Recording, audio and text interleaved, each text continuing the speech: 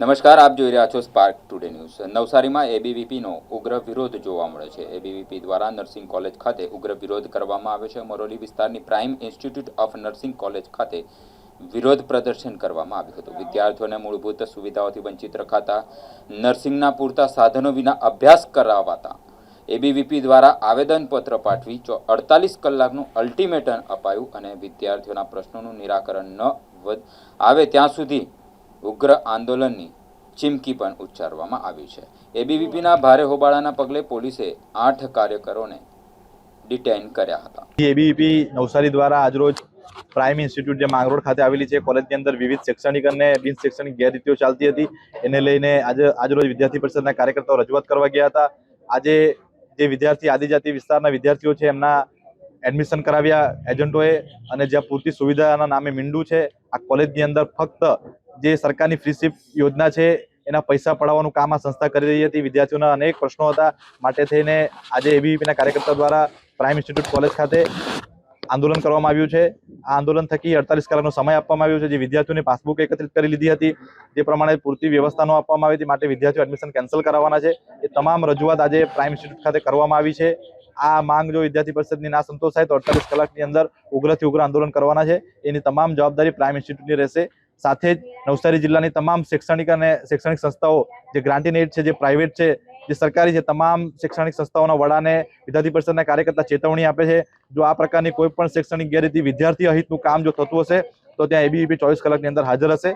માટે થઈને વિદ્યાર્થી હિતનું કામ કરવા માટે આજે एबीवीपी आप सौ शैक्षणिक संस्थाओं ने जान करे। देखिए, ऐसा है, आज हमारे एबीवीपी वाले आए थे। बच्चों की कुछ मांग थी ऐसी कि हमारे को दबान था इंटरनल में फेल करने का। ऐसे हमारी कॉलेज की कोई मंशा नहीं है।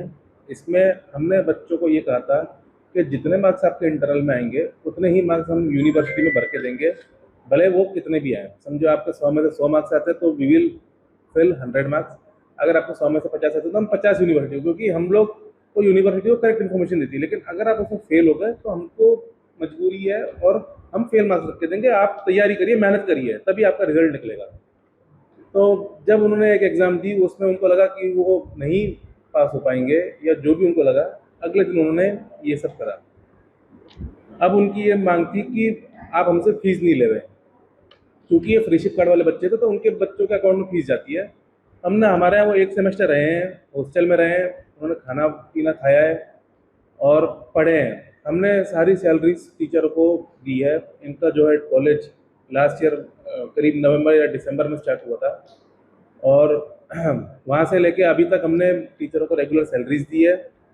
हमारा जितना भी टीचर है वो सारा एज पर VNSU एंडोर्स्ड है, कोई टीचरों में कमी नहीं है। All are as per the norms of VNSU and GNC।